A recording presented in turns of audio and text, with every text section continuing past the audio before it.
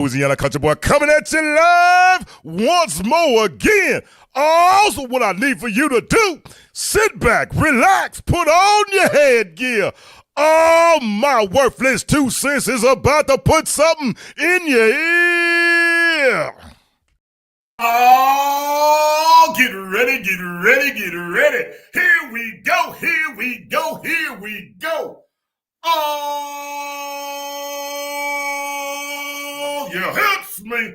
It's your boy, the Louisiana Country Boy, coming at you live once more again. All to one, all to all. Welcome, welcome, welcome to another edition of Table Talk with the Louisiana Country Boy. Oh, tick-tock, tick-tock. Do you know what time it is? Tick-tock, tick-tock. Do you know what time it is? Check the clock. It's time. Oh, look at here. And tonight, I have a special guest. Look at here. What better way to end out the week on lives than having right here with the Louisiana Country Boy, having the city country boy. Look, I got the city country boy. He is, man, this young man right here. This is my first time actually meeting him and having a conversation with him. But I've had the honor, I've had the privilege of watching him. And I was just telling him, see, there you go. I told you I can't hold water. I'm just like a strainer. I've had the privilege of watching him, listening to his music, watching him. I saw a video that he just did that he posted on his page that I actually reshared. He was out at the school talking to some kids. And that thing right there touched me because a lot of times we forget to give back. We forget to go back. To see him make time in his schedule to go back and to help others and to reach back, to encourage, man, it speaks volumes. I told him earlier is that, look here, and that's why all of y'all hear these words that this old big mouth is saying. People are always watching you. They may never say nothing, but people are always watching. Look at here. In country terms, baby, give him a show. Now run tell that. Give them a show. Let them watch because they're going to watch. They're going to watch. And I feel, and just having the conversation that we've had just offset is that what he does it from his heart.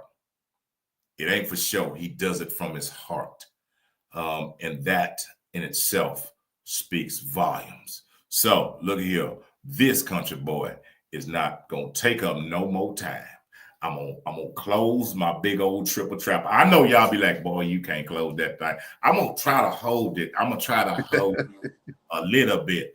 But look here, I'm not good at doing introductions. And the reason, Tyler, I'll tell you why I don't do introductions is because I could never, ever do you justice by trying to introduce you. Yeah. I could never do you justice. So I'm never gonna mess up and try to introduce somebody. Because, man, look at here. The one person that know you the best is you. Okay, so I ain't finna chop up nothing. Okay, I know. Look, if I don't know nothing else, I know my limitations, and that one right there, I can't do it. I can't do it. But look here, I want y'all to do me a favor because I'm excited. I'm excited to hear what he has to say. I'm excited about him sharing whatever it is he chooses to share. He might even sing a note or two. I don't know. But look at here. I need for y'all to do this. Sit back, relax, put on your headgear. Tyler Truth is about to put something in your ear. Welcome, sir. Welcome, welcome, welcome to the table, Tyler. Thank you for having me. It's a pleasure to be here. I appreciate the invitation. So. Man, I'm glad that you're here. I'm glad that you're here. Man, look, like I said, I can't introduce you, man. You the man. You the man. Man, I was listening to your music. Now, you know I've been listening to your music, okay? So I got a question for you. What's your favorite song that you've heard so far? It's City. What is it? City. Oh man, hold on. It's the one. It's the one. That's the one that I keep on playing. City. What is the city? Hold on. Let me tell you. I just it's the one I keep downloading on everything. Let's see. Hold on. Oh, here we go. Let me get you, Tyler. I'm gonna tell you right now. It was City. What is it? City. City Boy. City Boy. Was it City Boy? Is that the one? Let me see. Hold on. I'm going to tell you right now. Look, I can play it because I got it on my page. Hold on. Here we go. That's Lord. Yeah. Lord. Yep. Hey, man. Boy, look at here. But it's so, all of it. Like, your music is so genuine. And I ain't a songwriter. I can't write a lick, okay? But it's like it tells the story. Yeah. And like I said, we all have a story. We all been on a journey. And it's like you take it and you just put it to music. Yeah. Yeah. Pretty much every song that I write is all based. It's all life based, real life based. It's either something that's happened to me, something that's happened to somebody in my life, or something that I witnessed in the news or Right. in society. So I feel like music is definitely a universal language, and it's something that we all use to express ourselves and the way we feel, the way we think, the way we, react. And so when you listen to a song, not only should the music move you, but the lyrics should be something that resonate and that bring some sense of value to your life. Whether it's if you're in, even when you're at the club and you just want to dance, the lyrics should make you want to move. It should be something that makes you feel that joy and that happiness. And when you listen to a sad song, it should be something that relates to what you're going through. Like when people go through breakups, you want to play good breakup songs. So it's like music should definitely be something that resonates not only with your soul, but with your mind. And I agree with that. You talking about breakup time. I done had a bunch of breakups. So I got Same. I got breakup albums.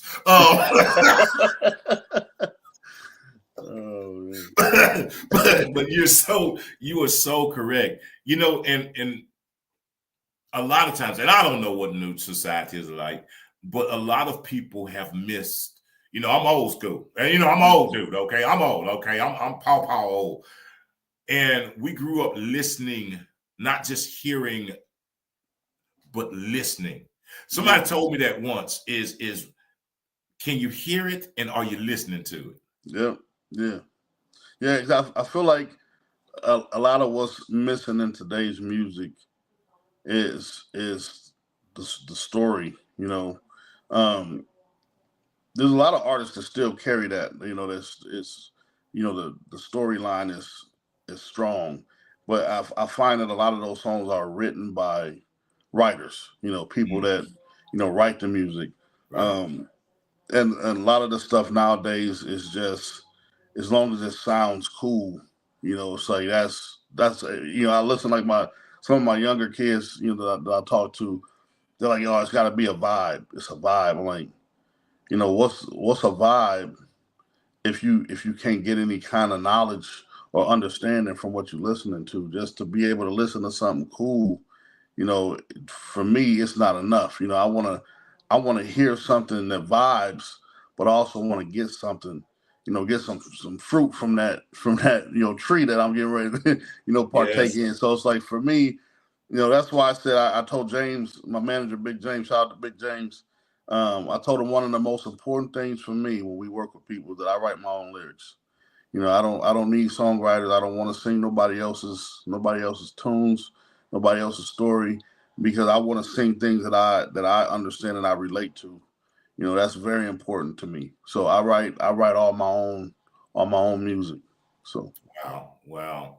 And that's because just thinking of that when you're saying that, when you're putting it down, you're putting that purity down to it, that thing, whatever it may have been that you had experienced, and you're laying it out there. You know, it's almost therapeutic. Yeah, yeah, yeah. It's been a few times where I'll be going through something in life, and me and my manager would talk, and I'm like, man, this has really got me in a mood, man. I feel this way about something. And every time I say, just go write a song about it and call me back. And I'm like, yeah, you're right. And so some of my best materials came from, going through life's hardships, struggling, and I just take that situation and say, you know what, let me get this out. Let me get this out so I can clear my mind and think about the situation the way I need to think about it, and it really does work. It's very therapeutic. And what you just said, it kind of goes back to what we talked about earlier, is knowing when you write that down, what you're going through, and you put that pen to that paper, and you put that, and you go and you get in front of there and you start singing that, because where you just left, somebody's going now. Yep. And you're able to, you can't erase it, but you can say, and they're listening to it, and they're going like, man, wow. Yeah. Okay. I always tell people for everyone, there's another 1,000. There's another 1,000. Everything that you feel, there's another 1,000 people that match your same energy out there, at least. And that's why it's funny, because you hear some of this music where me and you might listen to it and be like, what is this? But they got over a million views. Right, because right. For everybody, even the worst of the worst, it's like they got somebody out there that thinks that is what it is. It's very true. Like you said, when you come out of a situation, somebody else on this earth, multiple somebodies, is feeling what you just got through. And to have that little piece of knowledge and understanding, I don't think people realize how inspiring that is to get you through some of your situations where you put on a song, and even if it just makes you cry out, what you need to cry through, right. Hearing those words and being able to sing along with them. It's so crazy how you can put a song on in a time of hardship, and it just makes you feel, you feel everything that you're going through, you feel it. And every time you hear that song, even after you got through it, you still feel it through that music. It's just crazy. It's crazy how powerful it is. Man, it is. You're so right. Like I tell you, my album will break up. I don't go through the album no more. But man, that album I had, and it's funny because you're right. When it's that, because it resonates with you. It reminds you of, man, I remember when. Woo. I mean, I ain't got to listen to that song no more, but boy, when and it's like, boy, what was I going through? Lord. Yeah, and it's crazy. Just the song will come on. Like you can have a song when you go through a breakup or something like that, and that song come on, and it instantly takes you back. You remember the time, the person, the everything that happened. You remember it from that one song. You just like, man, I remember that. That was a rough time, Yes. Man, yeah. So what which one, what's your favorite? Or what have been some of the songs that have related to situations for you that it was like, man, whew. And you look back now and you go like, man. So one of my favorite songs, and so actually probably one of my biggest songs, is Street Lights On. And when I wrote that song, I was writing it at the end of all my children growing and moving out. And I just thought back on when I was their age, and my mom and dad always tell me, just slow down. When you that age, you just want to be an adult so bad because you think you're getting ready to get out in the world and play video games with your friends all day, and eat burgers and have ice cream and everything that you want, and it's like just rent free. You don't understand the responsibilities that come with everything, the bills and the hard work and and all that. So it's like, for me, that was a very important message to get out to the younger generation. Like, slow down, because why you so eager to get out of your parents' house so you can stay out as long as you want to, or go out and hang with whatever friends you want that they don't understand you hanging out with. It's like when you really get out into this world, it's going to show you, it's going to show you what what it's really about. So enjoy these moments and make sure you get in the house before them street lights is on, like my mom used to say. Right. Hey, and that's facts, and you're right. Even if I think back that I was going through that in such a hurry to get out, and you think that there's so much, and I need to be here, and I want to be on my own, and I want to, man, life is real. Man, I'm like, I sit back now and I'm like, man, I wish I could just go back to my room. Living rent free, cereal always in the cabinets. I didn't know where it came from, but it was always there. I'm cool. Let's just go back to that. Hey, man, I'm telling you, like, what, and I hear a lot of that. I hear a lot of people say, like, boy, look, if I just go back, just I clean up the room and wash the dish. You ain't got to worry about it. For real. Yeah. Man. Chores don't seem so bad when you got to work 9 to 5. 20 minutes of dishes, I'm good. I got you. I'll do the dishes all day. Man, keep them coming. Yeah, oh man. I tell you, that is so true though, man. That is so true. And and I listened to that song as well. And I was like, man, look, it took me one day. I was like, you know what? You sure what? True. With coming up in the country, it was the same, man. I growing up in them woods, I thought that I was ready just to get out and, I just, let me get away from here. Let me go and do my thing. Man, but still to this day, I remember the comfort of it. I remember that safety net and having that. And a lot of us get out here in this world, man. Ain't no safety net, man. No, not at all. Not at all. And it's crazy because a lot of the stuff that,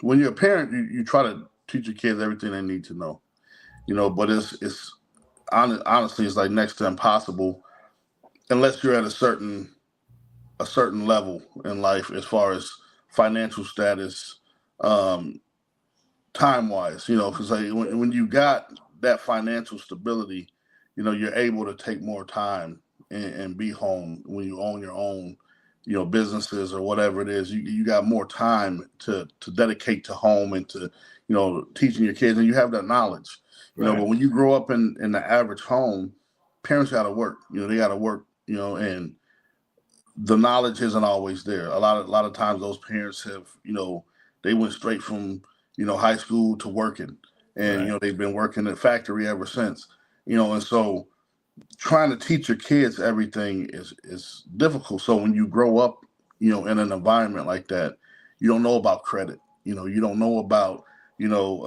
paying bills and all these different things. And so you get out and you spend the first part of your life ruining your life. Mm. And then once you get the knowledge of what you're really supposed to be doing, you spend the rest of your life trying to correct it. Yeah. And, that's where, like you were saying, we go in and talking to the kids.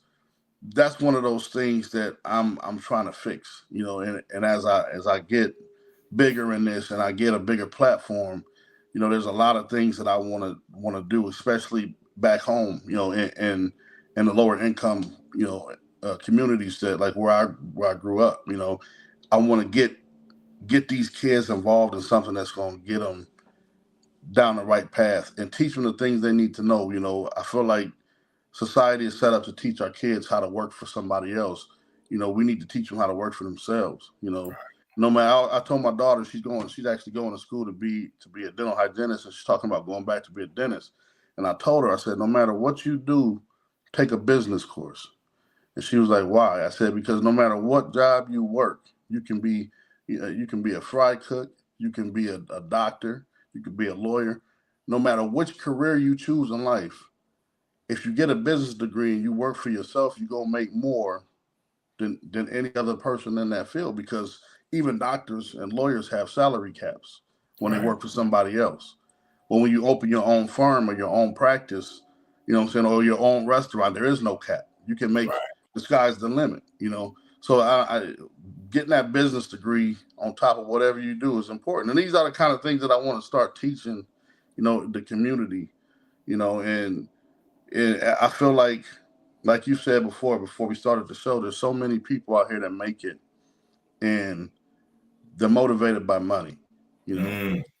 And that's the difference with what I'm doing. Money don't motivate me. Everybody laugh when I say this, but like I was telling my dad, I was like, you know, money don't motivate me because I've been poor my whole life. I was like, I know how to survive poor, you know. Right. I know how to survive like this. So how you gonna buy me when I'm already at the bottom and I know how to survive? You know, it's like, There you go. you know, I don't need your help. I'm already where you. The only place you can threaten me to be is down here. I'm already here. Already here. Right. So I'm like, I'm gonna make it on my terms, and when I get there, I'm gonna make sure I bless the people around me. That's what motivates me, making change, not making money, making change. You know. And Yes. so, Yes. yeah, That is so important. It's just that. And a lot of people, you know, when hey, everybody got to do their own, everybody do what they do, because everybody got to stand on their own. But that's the thing right there, is when you find that thing and you get so tied into the money thing and you get caught up in that aspect of it. You get caught on that. That's a whole nother hamster wheel that you get on, because guess what? The thing, I believe, I ain't never been there, but you can never have enough. Yeah, and that's what's crazy to me. It's like, it's almost like the goals change. Like your initial goal is to get out of poverty, just to make it and be Right. able to vacation and put money away, send your kids to college, live a comfortable life. And then after you hit that, it's like the steps change. You know, now I want to have this much. Now I want to be the richest one in the world. Now it's like, you know what I'm saying? It's like once you are able to live comfortable, like for me, once I hit $1 million, that's what I'm gonna start donating afterwards. Because there ain't nothing in this world that I want to do that's gonna cost me more than $1 million. You know, Right. I'm gonna make sure that million always stays in my account. But after that, you know, I'm gonna invest and grow. You know, and of course I plan on being richer than $1 million. You know, but I don't plan on scrolling that money away. You know, it's Right. like I plan on having that money continue to grow and investing it and sharing it amongst the people in my life, the communities, because there's so much we can do, and I can't, you know, so you can't take the money with you, you know. So what are you doing with it? Right. You know, you got all this money piled up sitting in the bank, and all you doing is working. You know, I'm gonna be hitting the road, doing shows, building more money, opening business, you know, buying property, this, that, and the third. All that money's racking up, and you just got to just collect it for what, you know? And Yeah. that's what I don't understand, you know. And so, like for me, I want to make my mark in this world. I always said when I was younger, we used to do history in school, and we get the books and we read through the history books. And I always said, I want to be in this book.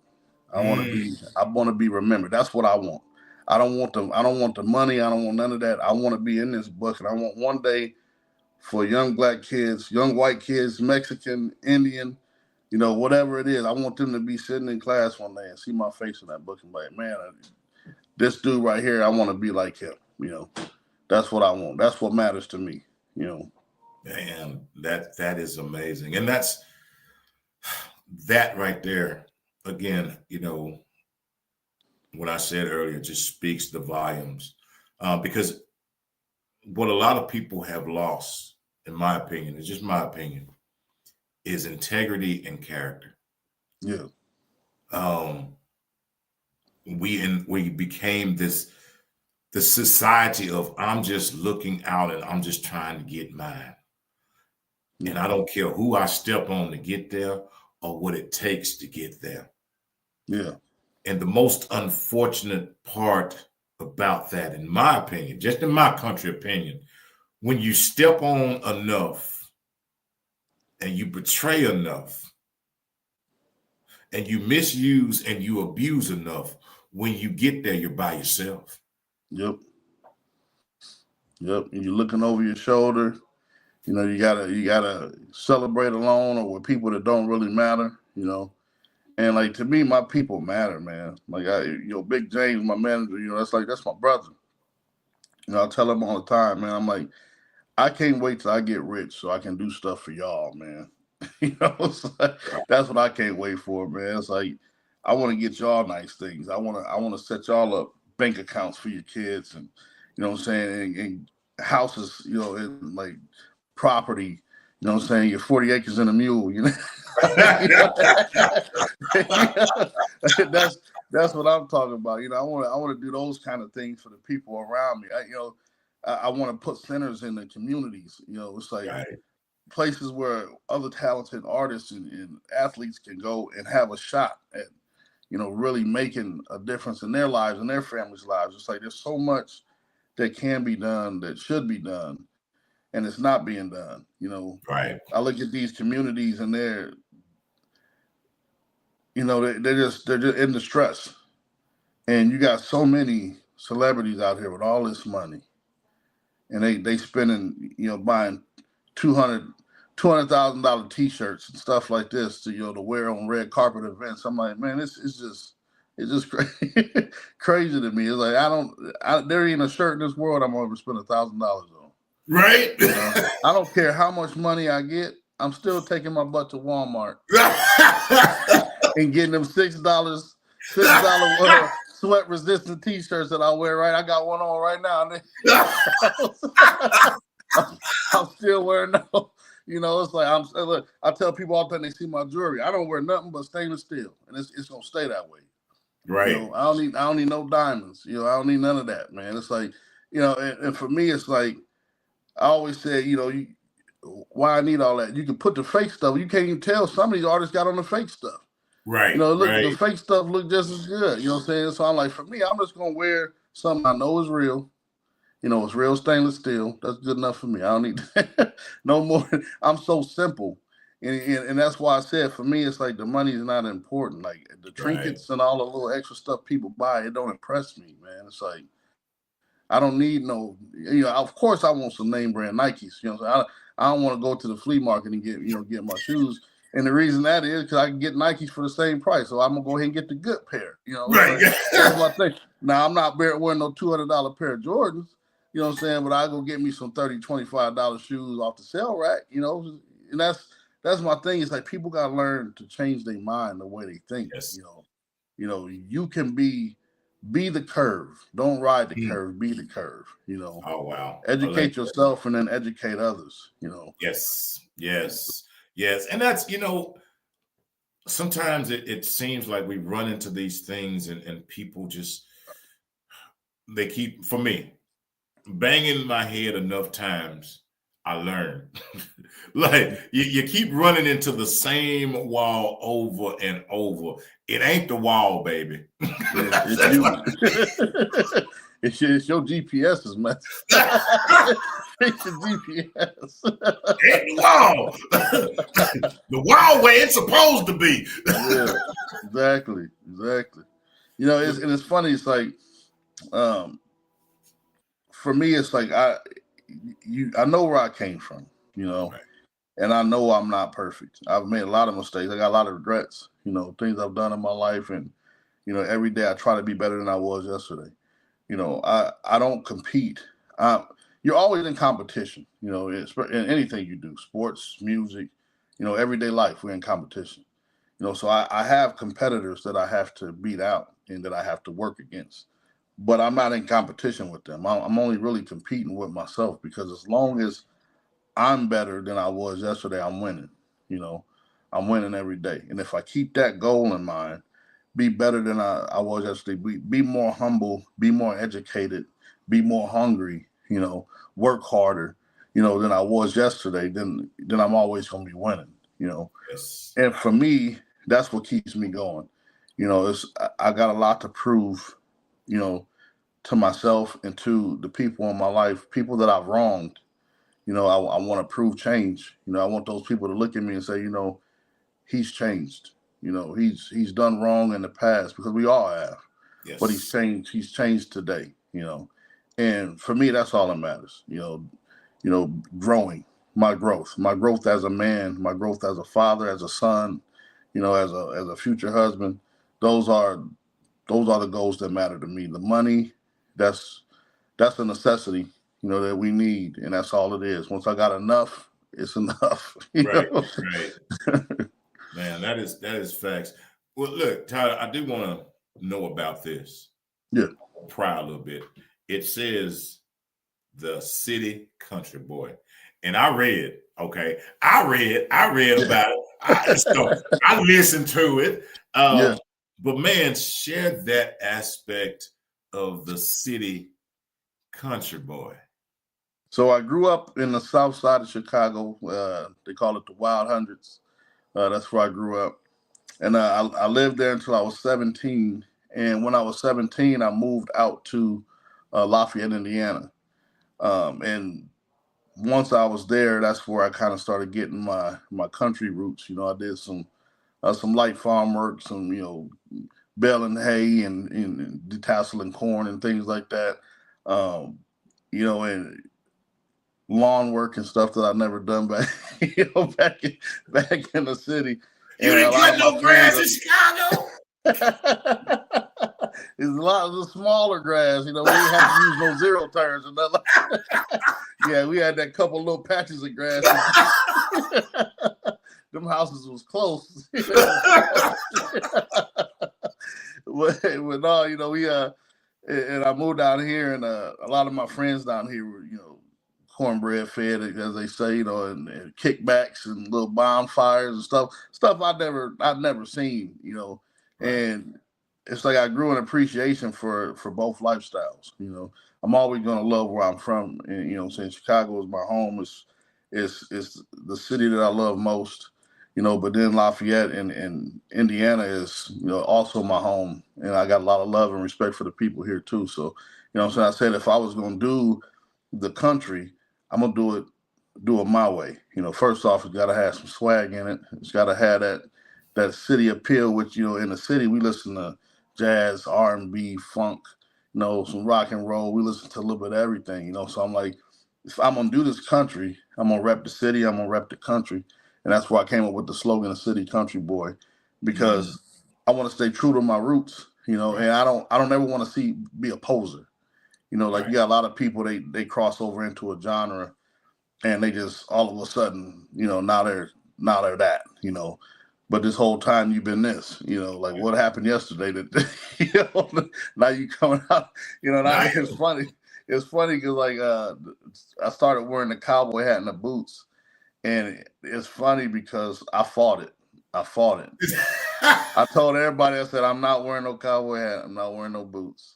I'm just gonna keep wearing my street clothes. But then every time I went out to a show, all the people will come up and say, "Man, I love the music, but you need to get a cowboy hat." I'm like, "Why everybody so fixed on me getting a cowboy hat?" So I said, "You know what, James? Let's go shopping for a cowboy hat." So we found a sponsor, Ace Outback, out in I forget where they're located, but they're here in Indiana. They actually sponsored my first 2 cowboy hats. Really? Yeah, we had a hard time. I can't know if you can't tell, I got a big head. My head is big. It's big. I don't know if the cameras, they say the camera, asks if you, it's this big in real life. So we had a hard time finding cowboy hats. We went everywhere. So I was so happy when they sponsored me, because we got to go out there and try different sizes. And I had the largest side, and it's still barely fitting. It's snug. Well, yeah, I appreciate Ace Outback for the hats, and then the boots. Like the boots came later. I refused to wear cowboy boots, like the big boots. I refuse. That's the one thing I stood on. I said I'm not. Just because it's just not me, man. It's not me. And after I wore the cowboy hat, I liked it. I was like, okay, this is kind of. I wear it my own way. I ain't gonna get a whole cowboy get up. I dress just like this with cowboy hat. I put a little swag in it.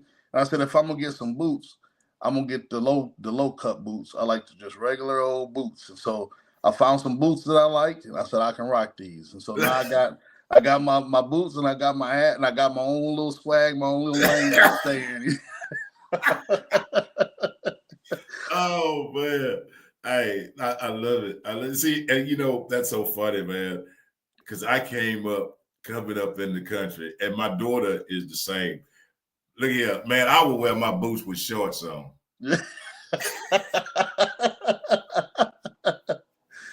Long as they ain't no Daisy Dukes. I see you some Daisy Dukes and boots. We got to talk. Oh, hey, I gotta tell you, Tyler, look, this is the honest to God truth. Last year, I went on a cruise. I was performing on a cruise, right? Yeah. So I'm like, okay, well, I'm going on this cruise. So I went out and bought me some Nikes. Okay, I'm like, I can't wear my boots. I can wear my boots. I'm taking my boots, but I gotta get me some sneakers. Man, I went and bought them Nikes, and let me tell you, I got on that boat, and 7 days a week I wear boots. Okay, I'm telling you right now, 7 days a week. Man, I had them shoes on. I had them Nikes on, boy. I had to come up out them things, man. Man, my feet were hurt so bad. Boy, look. I went back to that cabin. I kicked them tennis shoes off. I ain't had them on no more. Okay? Yeah. I put my boots on. Y'all, I'm just going to have, boy, look at here. That reminds me of, I don't know if you ever seen the show Reno 911. Yes. We had the new boot goofing. He said I had to kick this shit out of the new boot goofing. Hey, man. But yeah, buddy. So yeah, like, I'm just the opposite, man. Them tennis, I can't, boy. I'd probably put them on for a minute or so. But look, yeah. And when I get ready to head out, say if I got to go to the store or something, man, look here. I got boots right by the front door. Yeah. Now I will tell you, my boots are way more comfortable than anything that I put on my feet. I will tell you that. And like it gets to the point where there's a couple times that I'm not proud of these moments, but I have my sweats on. I'm like, I think I'm gonna go ahead and put these boots. Hey, I'll do it in a minute. Tennis shoes just ain't hitting right today. I'm gonna go ahead and try these boots on with these sweatpants. Hey, I do it in a minute. I have sweatpants. Look here.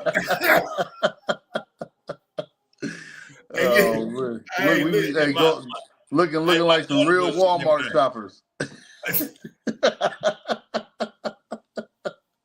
Oh man, yeah. My daughter, boy, look here. When she get ready to go, she can have on some shorts and she have on her sweatpants. Look, she 5 years old. I'm gonna put my boots on. Ready. Oh man, but yeah, that's man. It's for me, it's just so comfortable. I grew up in them, man. My first pair, I was probably 5 years old. Yeah. My first pair of boots, and man, I'll never forget. Back in the country, I got them for Christmas. Boy, look here, I stomped around in them boots forever and a day, baby. Oh, yeah. But yeah, man. So tell me about your kids, about your family. Okay, so I've got 3 kids. Okay. And I always have to explain this because my 2 oldest kids they're older. Like my son's he's getting ready to be 23 this year. And my oldest daughter, I think, is getting ready to be 25. And then my youngest is 18, she'll be 19 this year. Okay. Only one is biologically mine. It's my daughter, my youngest. She's the 18-year-old. The other 2, me and their mom were together for about 15 years, and I raised them. So, those are my kids to me. Right. So I've got 3, and they're all grown. My son now is he's off. He just got a job working with 7-Up, so he's doing that. My daughter's in college, and my eldest, she just had a baby recently, so I got a grandson now. So wow, I'm Papa Truth.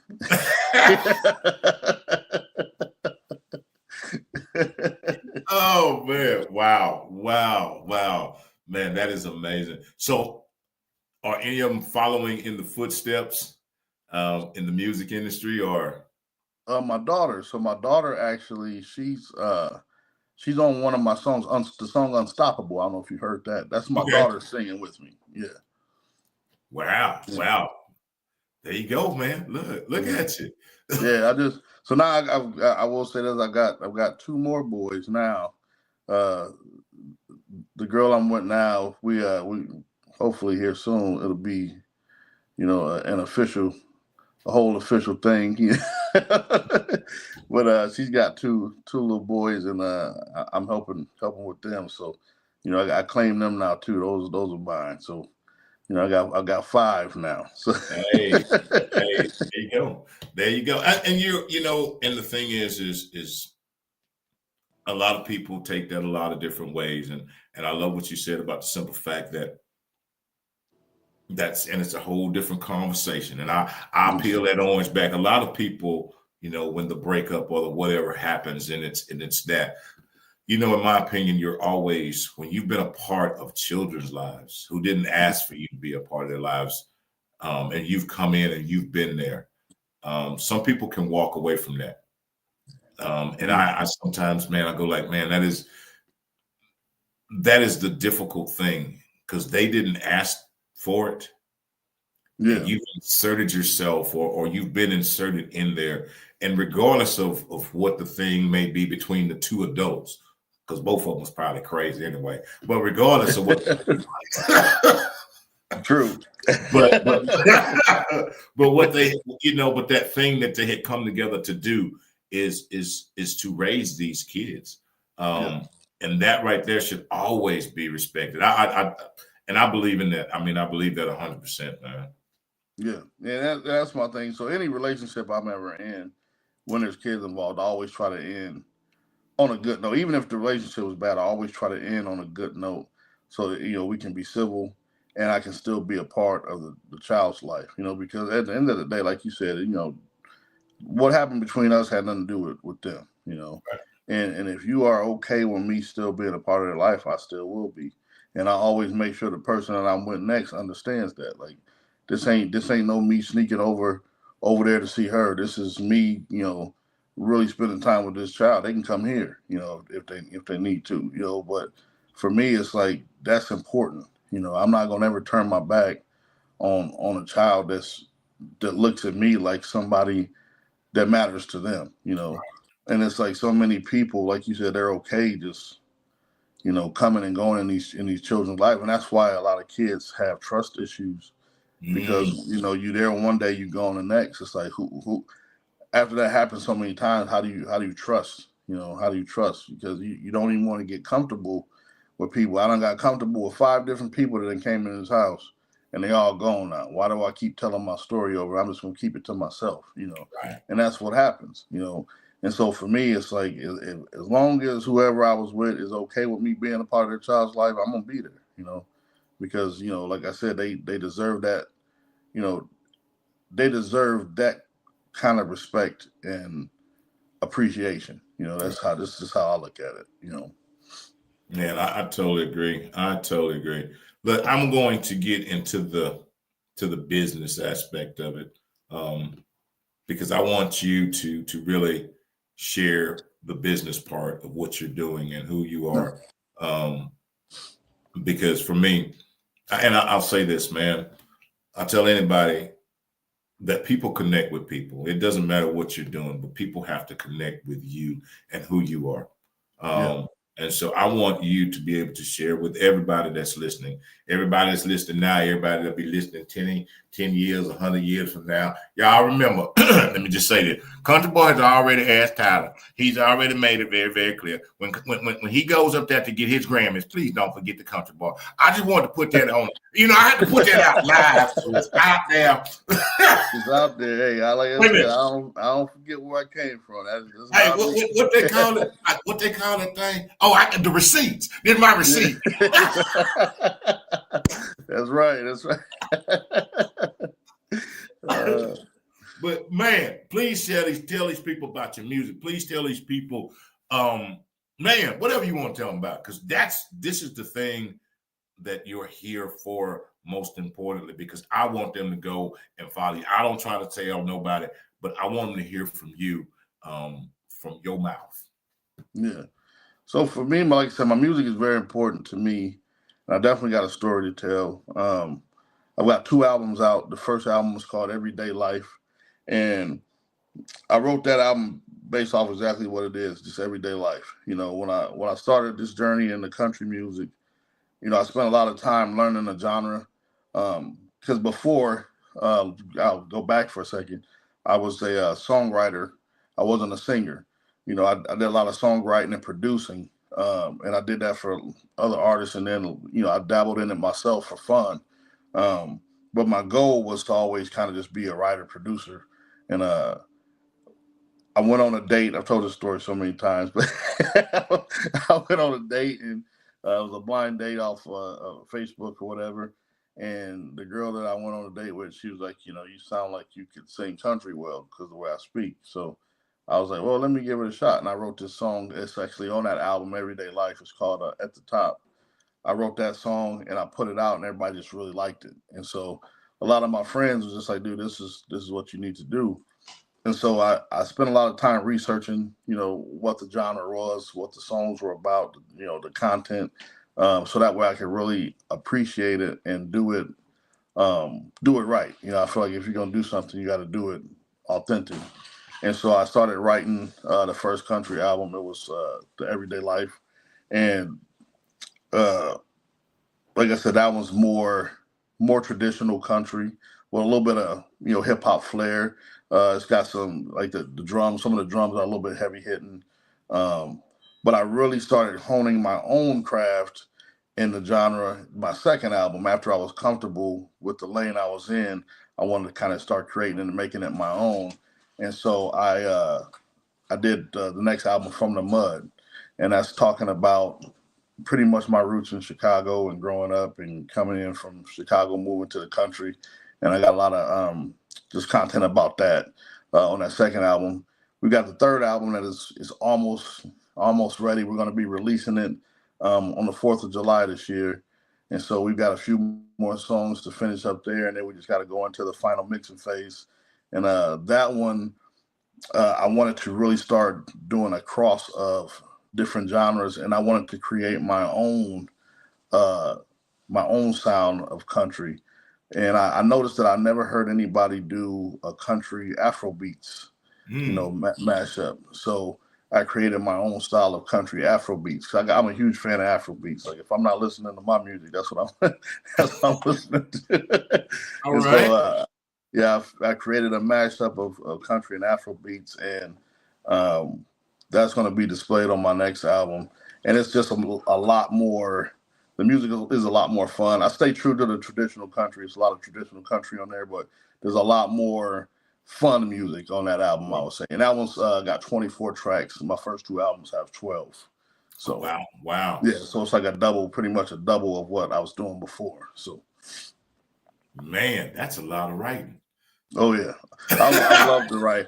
I love to write. Writing for me, James always laughs. He's always like, "Man, he says, I'll tell people all the time he writes like water." He just, it's like if I hear a song and I hear like some music or a production I like, the lyrics kind of just, jump onto the page. So writing it for me is nothing. I enjoy it. I love it. I wish I had more time to write, so I'd write all day if I could. So. Wow. And that's the beauty of that thing. That's the beauty of that gift that you have, is being able to do that. And it just flows. It's, like you said, some people can't, boy, they'll be sitting there. They have to go hire somebody to write a song. Can you write a song for me? But when you have that and you can pour it out, man, that is a wonderful, wonderful, beautiful thing to be able to do it. And to put it, and then you just come back. I done wrote it. Now I can sing it. Yeah, it's funny because I didn't even know I could sing until 2 years ago when I did that first album, and it was funny because I was like, man, like when I wrote that song, it's honestly the first song I wrote is the hardest song for me to sing because I didn't know I had a range. But I'm like right at the peak of that range on that song, But it's like after I wrote it and everybody liked my tone, I really spent time perfecting it. So now I tell James all the time, like, dude, I want to go back and redo these albums now that I actually know how to sing a little bit, go back and make them sound a little better. But I think that's every artist. When you hear yourself, you want to go back and tweak Go certain. back and, But yeah, and that's something. And that you bring that up. How is it going back for you? Going back to that very first song that you're talking about, and from there to now. Oh man, it's completely different because I listen to that and the tone, just the comfort in what I'm singing today, like when I write today, as opposed to what I was singing before, is just so different. Like now, it's like when I sing, it's like it's just a natural feel. And when I sing my old songs, I feel myself trying to push the lyrics out because I didn't know where my range was, where my voice was supposed to be. And so, like when I sing those songs, those are a lot harder for me to sing than when I'm writing today. So it's kind of funny to see the change for sure. Wow. Well, look, I need for you to tell these people where. Look, one, where they can find you, where they can find your music. Tell me about the upcoming shows you got, because you'll be all over the place. Yeah. So we got. If you want to find me, it's like I'm happy to tell people this now. Like if somebody brought it to my attention, they're like, if you put your name in Google, you're like the first 4 pages. So I was like, really? So I went to Google and checked it out. So now I always tell people you can Google me. Google. It's like my one flex I got right now. So yeah, you can go to Google and just put in Tyler Truth and it'll bring up everything. I've got a tylertruth.com. That's my website. It's got links to everything: my Spotify, iTunes, Facebook, Instagram. But yeah, we're on everything. You can find me on anything pretty much, social media wise. As far as shows, if you're in Indiana, Lafayette area, we got a show at Digby's on March 14th. I'm actually tomorrow. I'll be in Ohio. We're opening up for a Second Chance down in Ohio, and then in June we'll also be doing the Redneck Rave out in West Virginia. We got a show in Logansport, Indiana, for the 4th of July. We'll be performing there for that. So we got a couple. My manager's been booking festival at the festival. He's got a bunch of other stuff on the book. So we'll have all that stuff once it's all tied down. We got contracts signed and everything. We'll start putting that stuff up on the calendar. So you can find that on tylertruth.com. Just go to the website, look at our shows, and everything will be listed. So, man, I'm so honored to have you, Tyler. Thank you so very much. Man, continue doing what you're doing. I'm not going to let you go just yet because I kind of lied to you. I say I really don't ask no questions. But in all honesty, I only ask 2 questions on this show. And they're both really near and dear to my heart. And there's things that I ask out. But in the beginning, there were things that they were questions I had to ask myself. And I think that it's important for me to ask these because they're important questions. The first question, talking about all the things that you have done, you have accomplished, and you have gone through. The question that I have for you is very simple. What is your why? My why? You mean why I do what I do? To be honest, it's been a passion. Like music was the first thing that I fell in love with, you know. And for me, music is something I always knew I would do, whether I was making money from it or just doing it as a hobby. Right. And when I seen that this lane opened up a possibility for me to make change, because, before I was doing hip hop and a lot of the stuff that I rapped about was stuff from my past, And like I said, I'm not always 100% proud of my past. I did a lot of things that I regret and would change if I could. But I would rap a lot about that. And in a sense, it was kind of glorifying. It was a lot of foul language and, and things that I wasn't proud of. Like I didn't want my parents to hear my music. I would hide it from family, And so when this country music was presented to me, it gave me an opportunity to do something that I was proud of and changed me as a man and let me be the father that I am and the son that I am, and it's gives me the ability to speak who I am today, not who I was before, you know. And Right. so I'm happy to do all my music clean and have positive messages. And to you, like I said, I'll talk on adult contents, and there's things in my songs that are a little risque, but it's all clean and done tastefully. Um, but the main reason I do it, once I figured out what I could do with this music, it was like to make change, you know, to see growth in my community, to impact the kids in my community, um, just to speak out against things that need to be spoke out against, and to make real change. You know, if you get a platform, if you get a soapbox to stand on, you might as well stand on it and say something that matters. You know, Amen. so Man, I love it. I love it. And the final question kind of ties in with that one. And I said this, and we talked about this earlier. We've all gone through some things. We've all been somewhere, and we're all going somewhere else. yeah. This is one I had to really, really, really ask myself. And I tell people this all the time. So the question is this: what are you on the other side of? What am I on the other side of? Um, I would say for me, I'm on the other side of my past. It will be I'm on the other side of who I was yesterday and making that change. Every day, like I said, I struggle to be better than I was yesterday. You know, and as far as that goes, what I mean in relationships, in my life, I've been a cheater before. I've been a liar, and so every day I fight to make sure I don't lie. I don't cheat.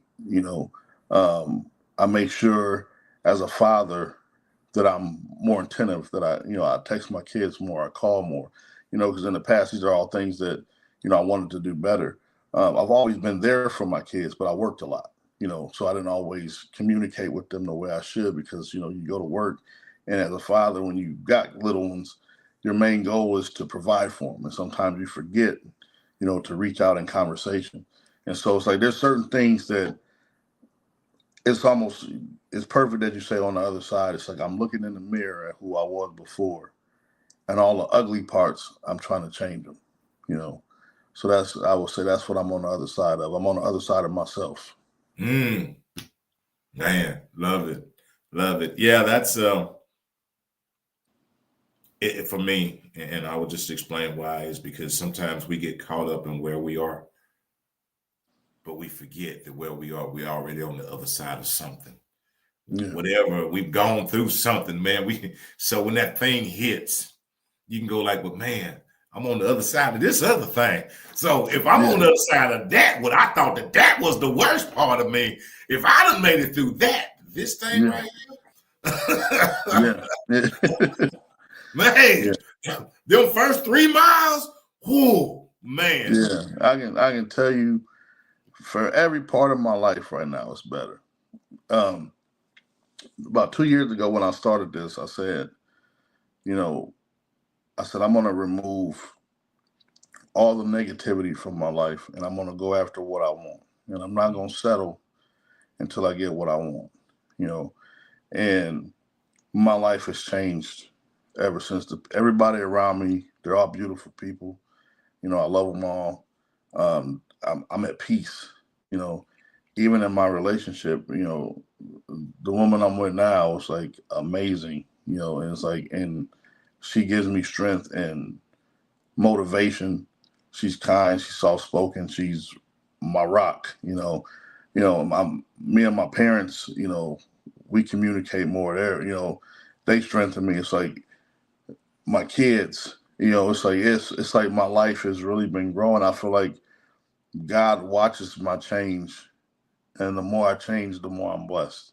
And that's how I look at it, and I just keep every day. I'm like, I gotta make these changes. I gotta stick to this. I'm constantly fighting demons. I tell people all the time, if you pretend like you ain't got no demons to fight, you're lying. We all got demons to fight, Yes. And if you ain't fighting them, is maybe you just ain't realized they're there, and that's even more dangerous.